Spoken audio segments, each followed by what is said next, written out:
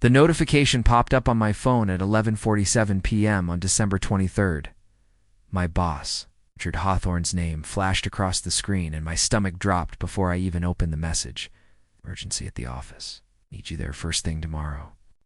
Morning, Christmas plans will have to wait. I stared at those words, my hands trembling slightly as I sat in my childhood bedroom.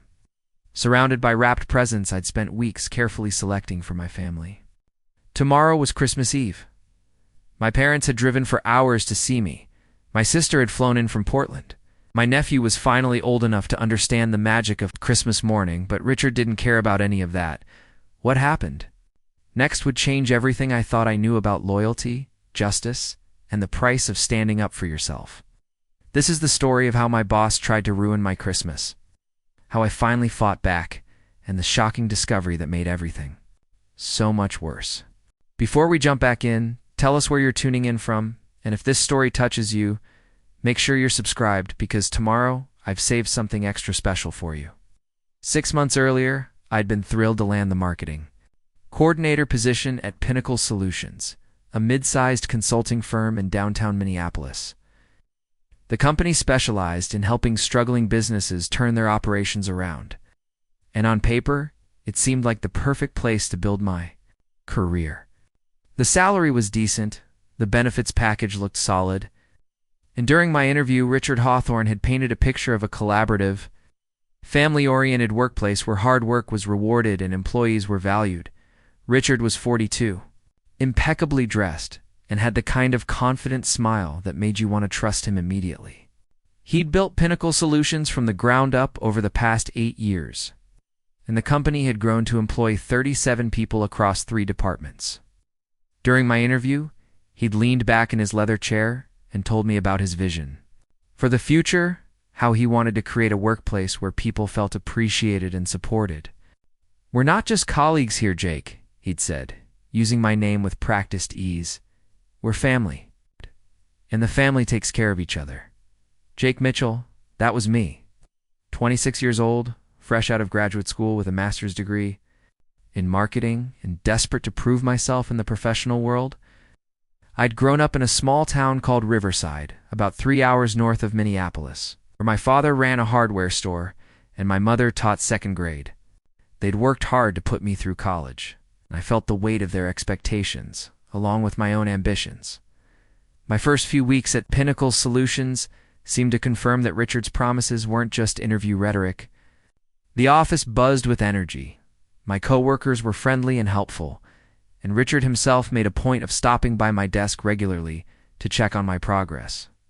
He remembered details about my life, asked about my weekend plans, and seemed genuinely interested in my professional development. "You've got real potential, Jake," he told me during my first monthly review.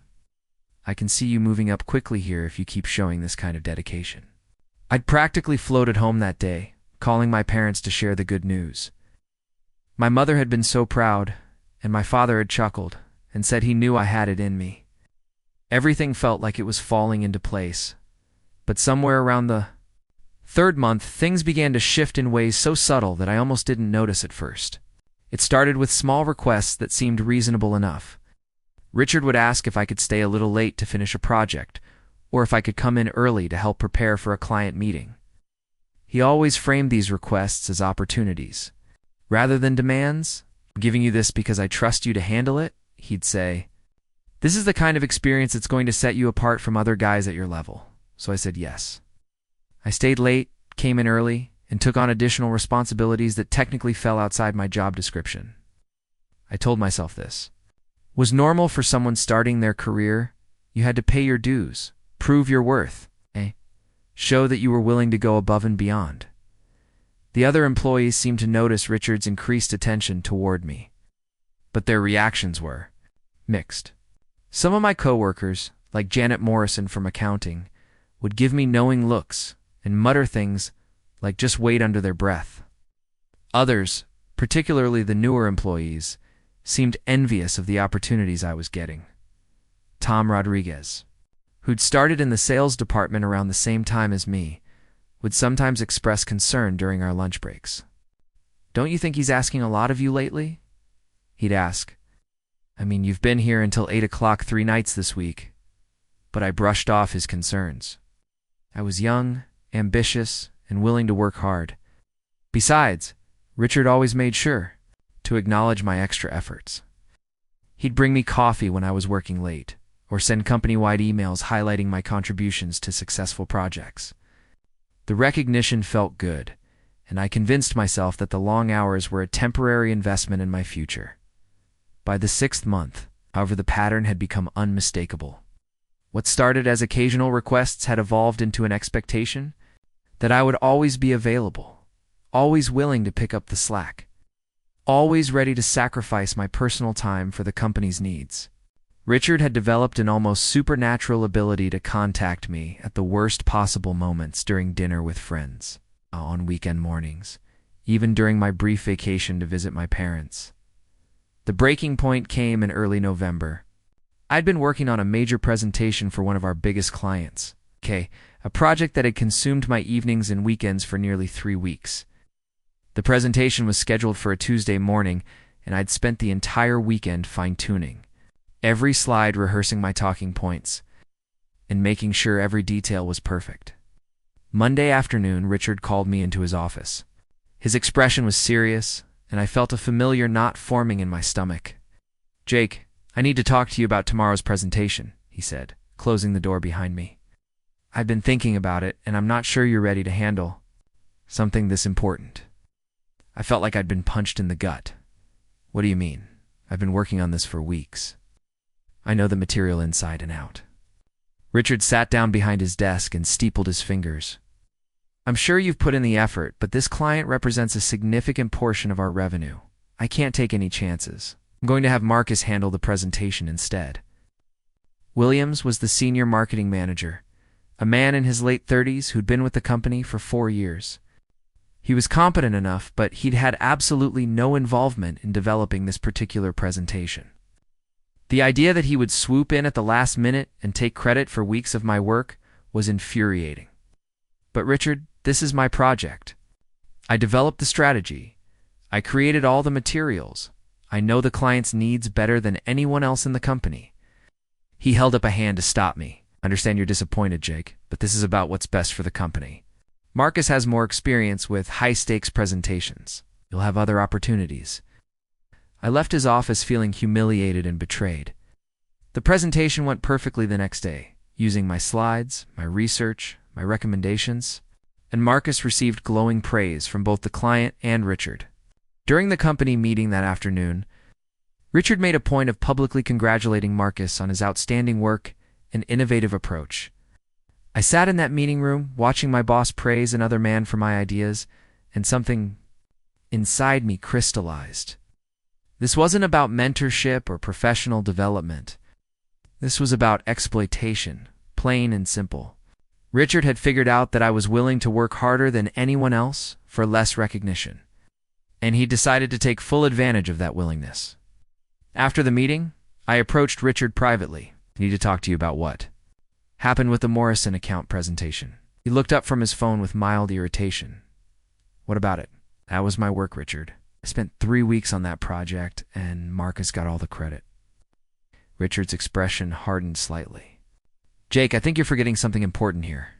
Everything you do at this company is ultimately the company's work. We're a team, and sometimes that means individual contributions get absorbed into the larger effort. That's how businesses operate. But you specifically told Marcus in front of everyone that the innovative approach was his idea. Those were my ideas, my research, my strategy." "I think you're being a bit dramatic," Richard said, his voice taking on a condescending tone I'd never heard before. "This is a learning experience for you. In the professional world, you can't always expect individual recognition for every contribution. The important thing is that the company succeeded, and that success benefits all of us." I stared at him, seeing him clearly for perhaps the first time since I'd started working there. The warm, mentor-like figure from my interview had been replaced by someone cold and calculating. Someone who saw me not as a valued team member, but as a resource to be exploited. "I understand," I said quietly, though what I really understood was that I needed to start looking for another job. The next few weeks were a masterclass in workplace manipulation. Richard seemed to sense my growing dissatisfaction, and he began alternating between subtle threats and hollow praise. One day, he'd pull me aside to tell me how valuable I was to the company and how much he appreciated my dedication. The next day, he'd make pointed comments about the competitive job market and how difficult it would be for someone with my limited experience to find a comparable position elsewhere.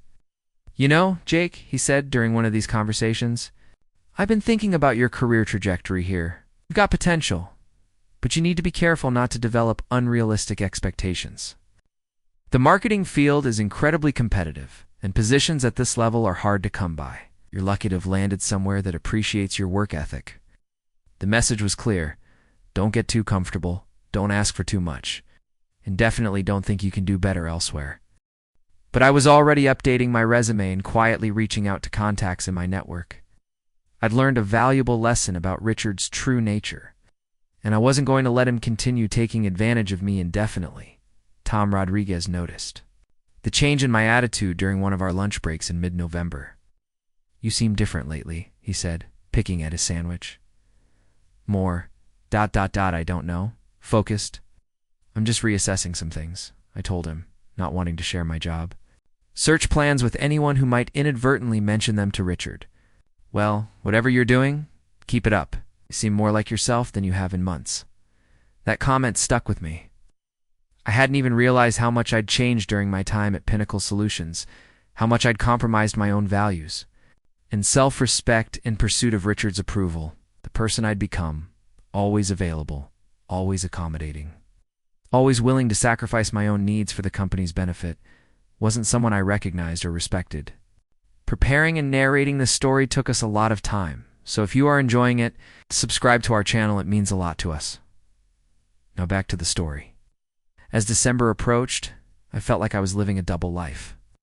During the day, I maintained the facade of being Richard's dedicated employee, staying late when he asked, taking on extra projects, and pretending to appreciate his guidance.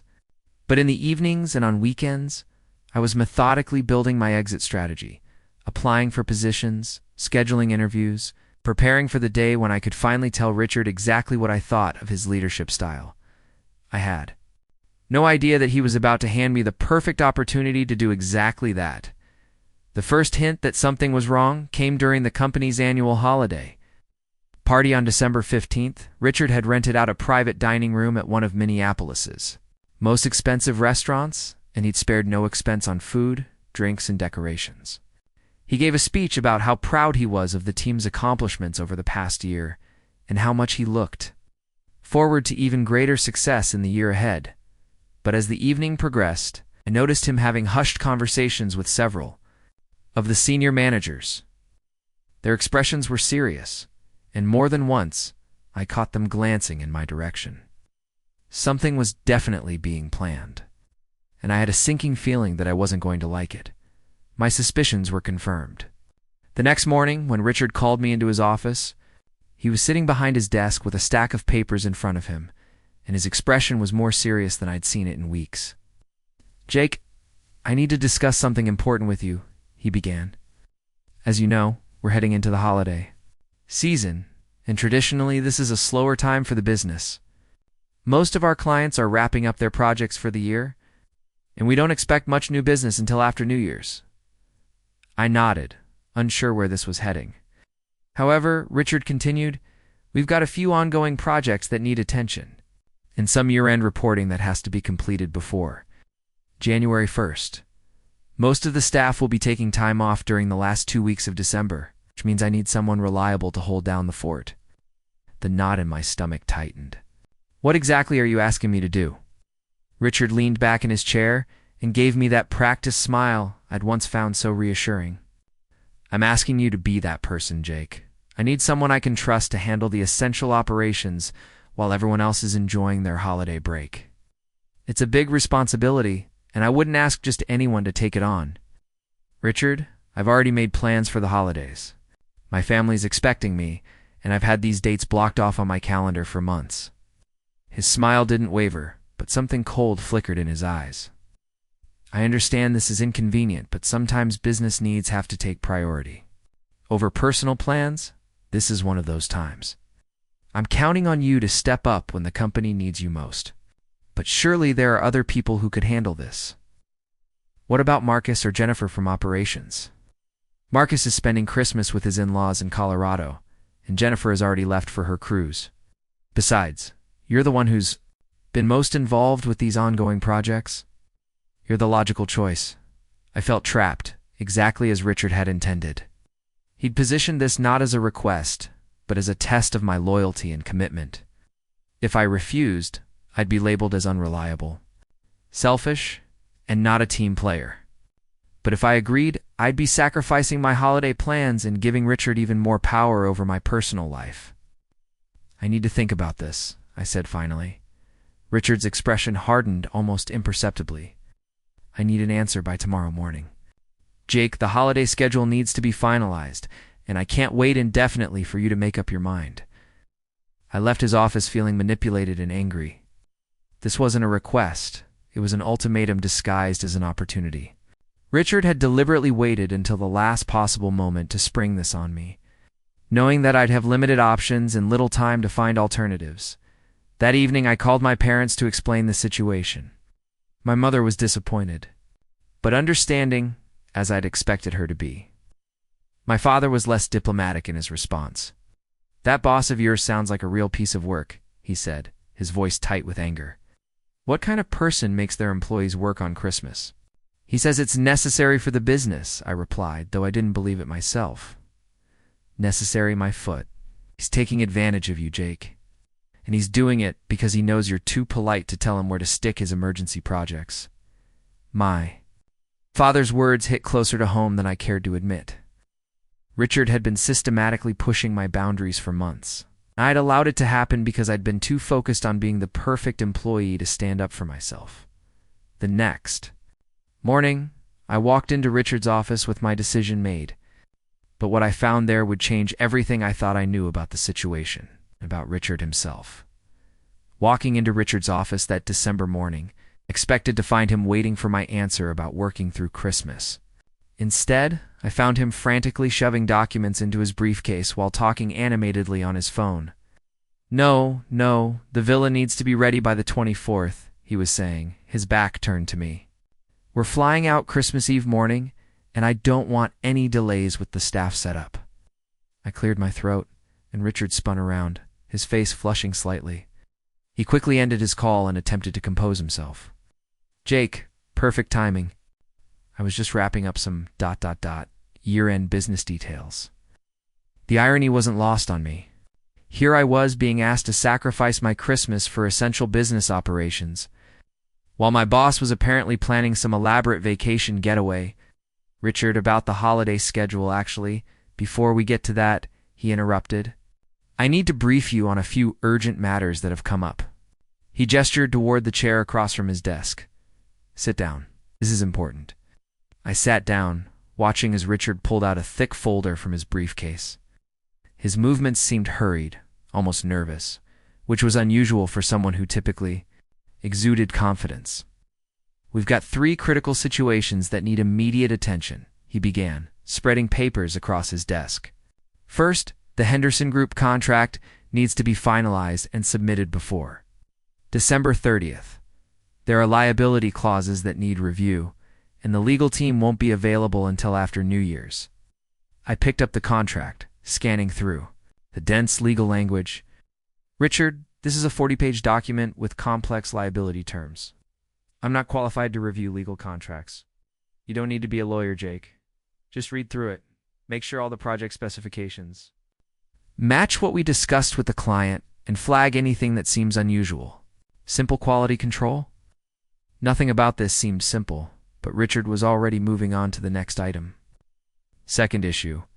Dataflow Industries is threatening to pull their account because of some supposed delays in their Q4 analysis. I need you to call their CEO, smooth things over, and assure them we're on track." I frowned. "What delays? I thought the Dataflow project was completed last week." Richard's jaw tightened almost imperceptibly. "There were some ... complications. Minor issues, really. Nothing that can't be resolved with the right approach." The way he avoided eye contact when he said this sent up red flags. Richard was many things, but he was usually direct about business matters. This evasiveness was new. What kind of complications? Can discuss the details later. Important thing is maintaining the client relationship. They just need reassurance that we're handling their concerns professionally. He moved quickly to the third item. Finally, we've got the Meridian Systems audit that needs to be completed before year-end. The financial reconciliation reports, compliance, documentation, everything needs to be organized and submitted to their internal audit team. I stared at him, Richard.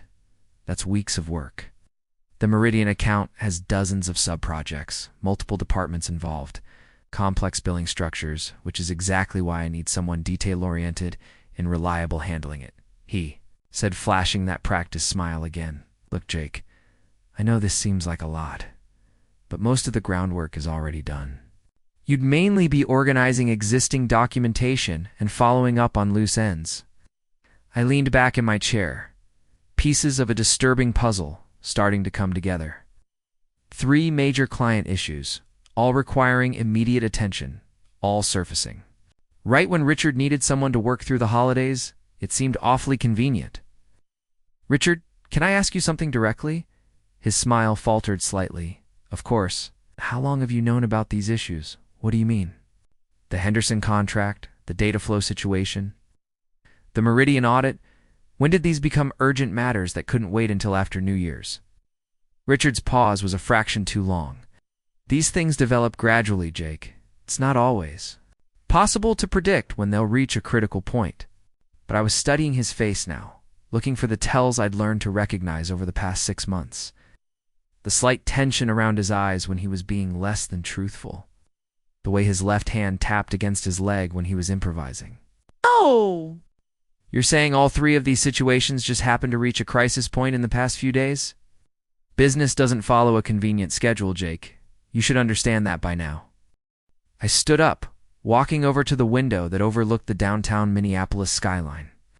The city was already taking on that quiet, expectant feeling that comes in the days before Christmas. Office buildings were half empty, streets had less traffic, and you could sense that most people were mentally already on holiday. Richard, I need to ask you something else, and I'd appreciate an honest answer. Shifted uncomfortably in his chair. What's that? If these issues are so critical, why aren't you staying to handle them yourself? The question hung in the air between us. Richard's mouth opened, then closed, as if he was searching for the right response. I have commitments that have been planned for months, family obligations that can't be changed. Family obligations. I turned back toward him. The villa you were discussing on the phone when I walked in? His face went through several expressions in rapid succession. Surprise. Anger, then a forced attempt at casual dismissal. That's a family rental, Jake. My extended family gets together. Every Christmas, it's a tradition that goes back years. I see. And this family tradition prevents you from handling your own company's critical business issues? Richard stood up abruptly, his facade of friendliness finally cracking. I don't appreciate your tone. To demonstrate your value to this company, and you're responding with interrogation and attitude. I'm responding with questions that any reasonable person would ask when presented with this situation. This situation? His voice was rising now. This situation is your boss asking you to step up when the company needs you. This is what professional responsibility looks like. I felt something shift inside me, a clarity I hadn't experienced since starting this job. The manipulation, the gaslighting, the deliberate exploitation. It was all so obvious now that I wondered how I'd missed it for so long. You know what, Richard? You're absolutely right. This is exactly what professional responsibility looks like. I walked back to his desk and picked up the 3 folders he'd spread out. A responsible professional would handle their own critical business issues instead of dumping them on a subordinate so they can go on vacation. Richard's face was turning red. Excuse me? A responsible professional wouldn't wait until the last possible minute to address urgent client concerns. I set the folders back down on his desk with deliberate precision. And a responsible professional certainly wouldn't lie to their employee about the nature and urgency of these issues. You're out of line, Jake. Now let me ask you something else. The Henderson contract. How long has that been sitting on your desk waiting for review? That's not the data flow situation. When exactly did they first express concerns about delays? Jake, I'm warning you, in the Meridian audit, wasn't that deadline established weeks ago? Richard's silence was answer enough. I looked at him across the desk, this man who had systematically manipulated and exploited me for months, and felt a strange sense of liberation. The worst thing that could happen was that he'd fire me, and honestly, that was starting to seem like a blessing rather than a threat.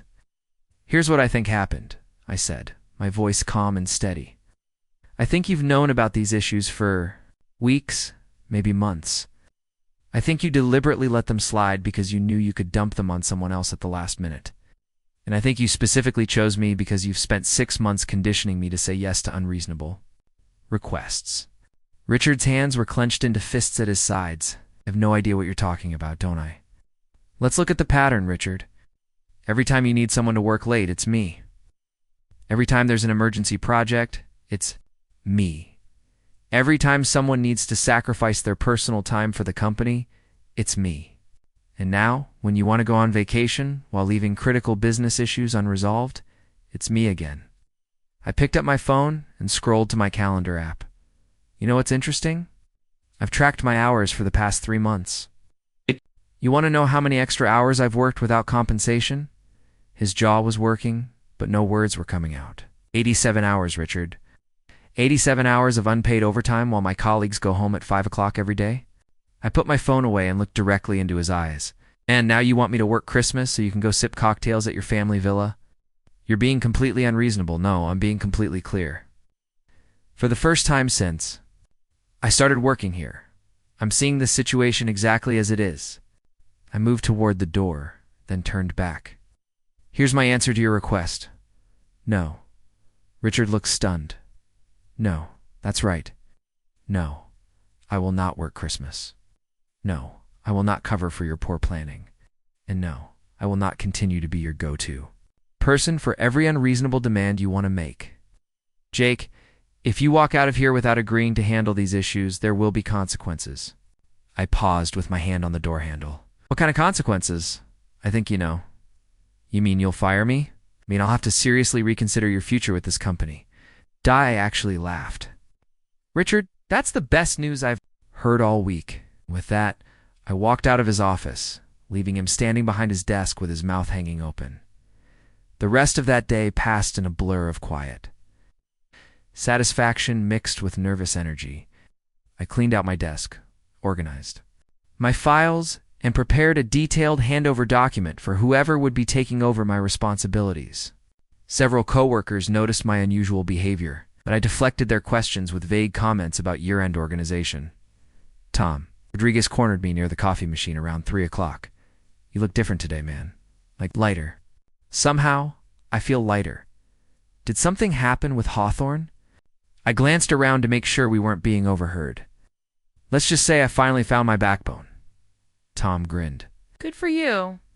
That guy's been walking all over you since day one? It stung to hear it said so bluntly, but Tom was right. And the fact that it had been obvious to my coworkers made me feel even better about my decision to finally stand up for myself. At 5 o'clock, I packed up my personal belongings and headed for the elevator. As the doors were closing, I saw Richard emerge from his office, his eyes scanning the mostly empty workspace. When his gaze landed on me through the elevator's glass doors, his expression was a mixture of anger and something that might have been panic. I gave him a small wave as the elevator descended, carrying me away from Pinnacle Solutions and toward whatever came next. Christmas. Morning arrived with the kind of perfect snow that makes everything look like a greeting card. I woke up in my childhood bedroom to the sound of my nephew's excited squeals downstairs and the smell of my mother's famous cinnamon rolls. For the first time in months, I felt genuinely peaceful. My phone had been mercifully quiet since I'd walked out of Pinnacle Solutions 3 days earlier. No emergency texts from Richard, no last-minute demands, no guilt-inducing messages about letting the team down. Just silence. The morning flew by in a wonderful blur of present opening, family breakfast, and the kind of lazy conversation that only happens when nobody has anywhere else to be. My father kept giving me knowing looks, and asking if I was feeling better about my work situation. My mother fussed over me like I'd been away for years instead of just a few months. It wasn't until late afternoon, while we were all gathered in the living room watching my nephew play with his new toys, that my phone finally rang. Richard's name flashed on the screen. My father looked up from his newspaper.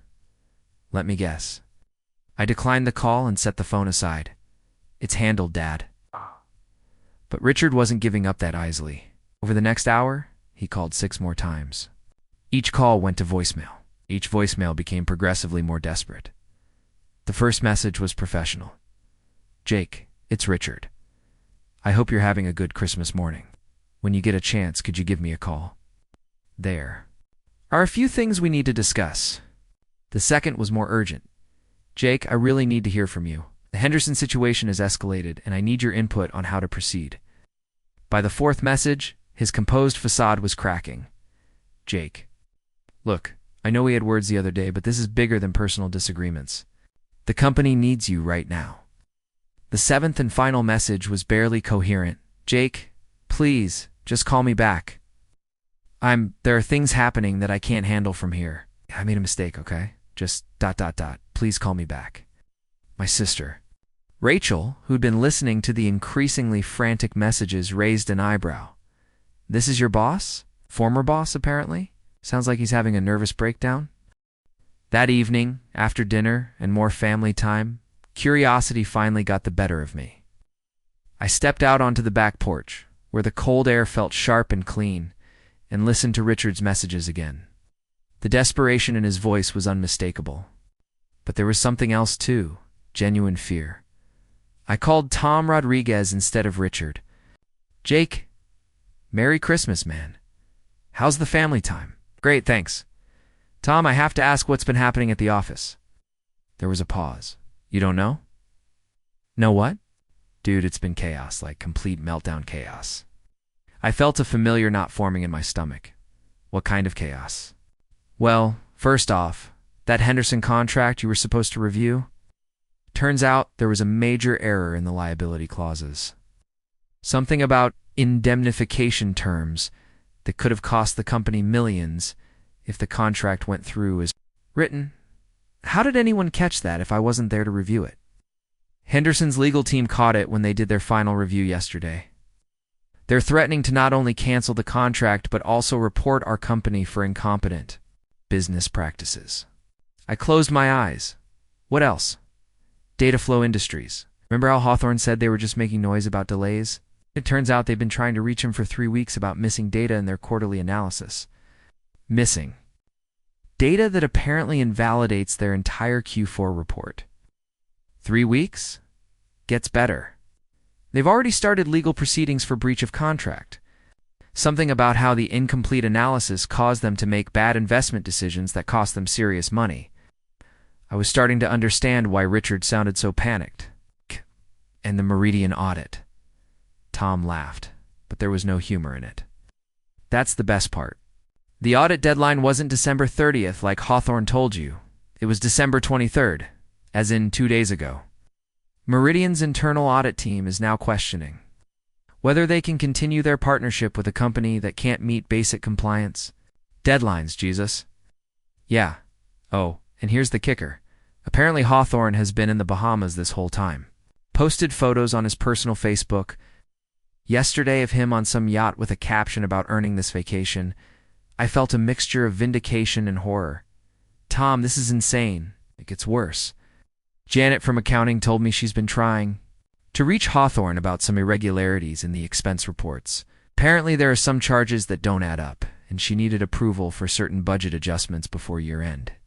When she couldn't reach him, she started digging deeper. What did she find? I probably shouldn't say this over the phone, but let's just say there might be some very uncomfortable questions about how certain client payments have been handled. The pieces were falling into place. Richard hadn't just been dumping legitimate work on me, he'd been trying to distance himself from problems he'd created through his own negligence and possibly worse. Tom, has anyone from the company tried to contact the clients directly to fix these issues? That's just it. Nobody has authority to make those kinds of decisions except Hawthorne. Marcus tried to step in with data flow, but they insisted on speaking directly with the CEO. Jennifer attempted to handle the Meridian situation, but their audit team said they could only accept documentation from authorized company leadership. Everyone's just sitting there waiting for Richard to come back and clean up his mess. Pretty much, except word is starting to get around the industry. Sarah from the PR firm we work with called this morning, asking if there was anything she should know about Pinnacle Solutions' operational challenges. Apparently, some of our clients have been talking. I hung up with Tom, feeling like I dodged a bullet the size of a freight train. If I'd agreed to work Christmas, I would have walked right into the middle of Richard's disasters with no authority to fix them and no knowledge of how deep the problems actually went. My phone rang again. Richard calling for the 8th time. This time I answered, "Jake." "Thank God. Listen, I need you too, Richard. Stop talking and listen to me very carefully." "What, Jake?" "There's no time for," I said. "Stop talking." My voice was calm but firm. "I know about Henderson. I know about data flow. I know about Meridian. And I know about the expense irregularities Janet found." The line went completely silent. "I also know you've been posting vacation photos while your company falls apart and your clients threaten lawsuits." When Richard finally spoke, his voice was barely a whisper. "Jake, I can explain everything. I'm sure you can. But here's the thing, Richard. It's not my problem anymore. Please, just listen. I know I made mistakes, but I can fix this. I need someone I trust to help me manage the situation until I can get back." "Someone you trust?" I actually laughed. "Richard, you spent 6 months systematically manipulating and exploiting me. You tried to trick me into working Christmas by lying about the urgency of these issues. And now you want my help cleaning up disasters that you created through your own negligence? I'll make it worth your while. Double your salary, promotion to senior coordinator, whatever you want. What I want is for you to never contact me again. Jake." "Please, goodbye, Richard." I hung up and immediately blocked his number. 3 weeks later, started my new job as marketing manager at a tech startup downtown. The salary was better, the work was challenging. My new boss actually seemed to understand the concept of work-life balance. Tom texted me updates about the Pinnacle Solutions situation for the first few weeks.